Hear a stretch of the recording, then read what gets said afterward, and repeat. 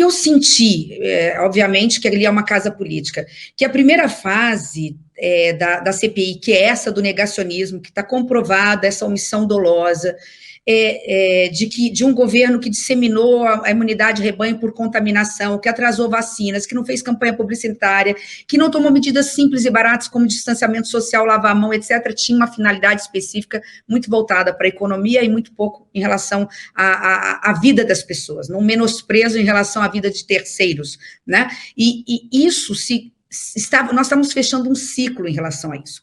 Isso tinha e teve um impacto forte perante a opinião pública, mas já estava chegando numa saturação. É como se a gente tivesse arranhado a superfície de um desgaste do governo federal, porque ali começou, depois de um tempo, a ser uma guerra de narrativas, né? Eu acredito na vacina, eu não acredito na vacina, eu acredito em imunidade de rebanho por contaminação, eu não acredito. É economia versus vida, como se não fossem dois lados da mesma moeda, e nós sabemos que são. Então, nesse aspecto, eu acho que a CPI, nesse momento, ela estava chegando num declínio, ela poderia, sim, fechar um relatório, era necessário que alguém jogasse sobre o colo da CPI uma granada sem pino.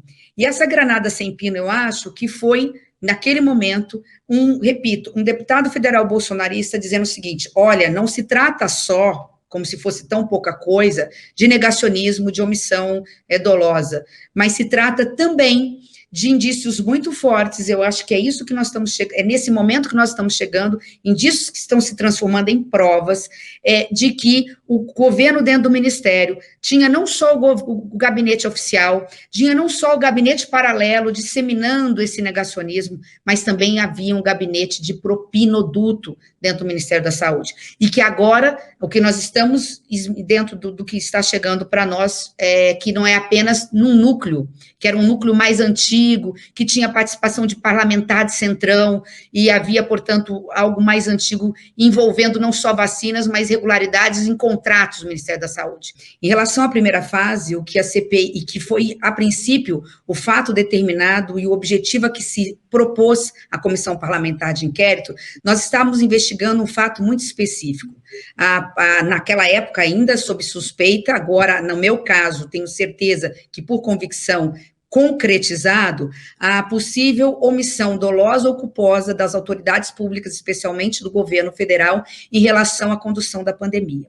Ou seja, o que esse negacionismo, os malefícios de um negacionismo que acabou insuflando a disseminação de desinformação, estimulando a imunidade de rebanho por contaminação e não por vacinação, a falta de propaganda, toda uma orquestração de condutas, eu estou falando de ações mesmo, dolosas, no sentido de uma condução equivocada de uma pandemia, preocupado muito mais com a economia do que com a vida. Então, o que nós temos nessa primeira fase que se encerrou da epidemia são elementos muito claros, não apenas de uma omissão culposa, não houve apenas negligência, imprudência ou imperícia, houve omissão dolosa do governo federal, que optou num primeiro momento pelo negacionismo, que poderia até ser justificável nos 2, 3 primeiros meses, mas ainda no meio do ano passado, no auge da primeira onda, insistiu a ponto, e aí talvez seja o ponto-chave, de atrasar na compra de vacinas. A Pfizer passa a ser aí a grande vilã para o governo federal, uma vez que apresentou uma série de e-mails que não foram respondidos, confirmando a materialidade desse crime. Então, por conta de toda essa situação que nós temos já nos autos, vídeos, oitivas de testemunhas, documentos, enfim, nós já temos os elementos probatórios a levar a essa conclusão. Ou seja, no relatório vai ter que constar que nessa investigação preliminar houve realmente omissão dolosa do governo federal. E isso, para efeitos de impeachment, por ser crime de responsabilidade, já temos, portanto, a primeira etapa cumprida. Há elemento jurídico. Obviamente que falta agora o elemento político, porque o impeachment é um instrumento jurídico político. E esse instrumento político, a meu ver, que está faltando ainda, poderá vir a se concretizar com gente na rua e perda de apoio parlamentar do presidente na Câmara dos Deputados. E isso pode se dar como, ao encerrar essa minha primeira intervenção? Ela pode se dar nos próximos 30 dias, quando estivermos mais avançados na segunda etapa da CPI. O volume, na verdade, de informações é muito grande, você não tem noção, por exemplo, da quantidade de documentos hoje que está de posse da CPI, portanto, a cada relatório paralelo que você faz, você consegue, na verdade, ter um planejamento melhor, uma organização melhor e até dar uma luz melhor aos demais membros em relação à linha que o relator, de fato, está adotando. Eu já participei de várias CPIs, em algumas delas, inclusive, a CPI da Petrobras, por exemplo, a gente tinha lá várias outras subrelatorias, ou seja, você tem a relatoria principal e os subrelatores estão funcionando ali, além das subrelatorias, com os relatórios paralelos. Isso aí acaba dando muito mais, eu diria, agilidade, né, e tornando mais prática, inclusive, a realização da CPI. O atual relator optou em não fazer essas subrelatorias. Enfim, é uma tática, ele é, em tese, o dono do relatório, muito embora haja contribuição de todos os senadores, então ele tem realmente a legitimidade de tocar dessa forma. Agora, uma coisa que eu queria colocar sobre essa questão do Centrão, a questão dos militares e a questão da corrupção, que a Simone já colocou de forma muito inteligente, como lhe é, na verdade, peculiar.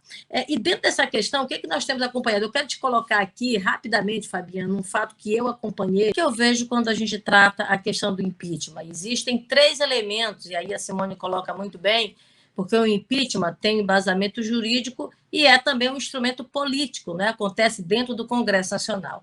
E eu vejo que existem 3 elementos que são fundamentais para você ter a efetividade do impeachment. O primeiro dele é, do ponto de vista formal, exatamente esse crime, o crime de responsabilidade, que a gente percebe claramente que já há elementos consolidados em relação a esse primeiro item, não é tanto agora no todo o andamento que nós estamos fazendo em relação à CPI, como também nós tivemos no início da pandemia, pela ação do próprio presidente da República, quando participava de aglomeração, ali tentando incentivar, eu diria assim, a aglomeração exatamente em cima do sentimento negacionista que ele tinha e, portanto, ali infringindo um crime, incorrendo, melhor dizendo, em um crime que era exatamente a propagação do vírus. Nós temos um outro item que é fundamental do ponto de vista do impeachment, e esse segundo item é exatamente as condições de popularidade nacional. Você vê, por exemplo, o que aconteceu com o Collor, o que aconteceu com a presidente Dilma.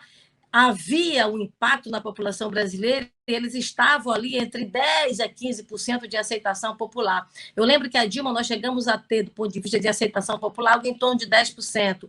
E existe um terceiro elemento que é exatamente aquele que dá as condições, do ponto de vista da ação dentro do Congresso Nacional, que é exatamente o apoio da base parlamentar dentro do Congresso Nacional. O que nós temos hoje? O presidente, que tem hoje um desgaste muito grande na opinião pública, mas ele ainda goza em algo de torno aí de 25%, não é? 26%, 27% de aceitação popular. E dentro do Congresso Nacional, ele fez uma aliança com o Centrão, que acabou ficando aí, a gente percebe agora, inclusive com as várias denúncias que nós estamos acompanhando e vendo dentro da CPI, que há uma relação de refém dupla ali, não é? O Centrão faz o presidente de refém e o presidente também faz o Centrão de refém. Então, esse acordo que ele fez com o Centrão ainda assegura a ele, portanto, uma garantia de não implantação do impeachment. A gente vê, por exemplo, nem mesmo uma CPI dentro da Câmara dos Deputados se conseguiu instalar.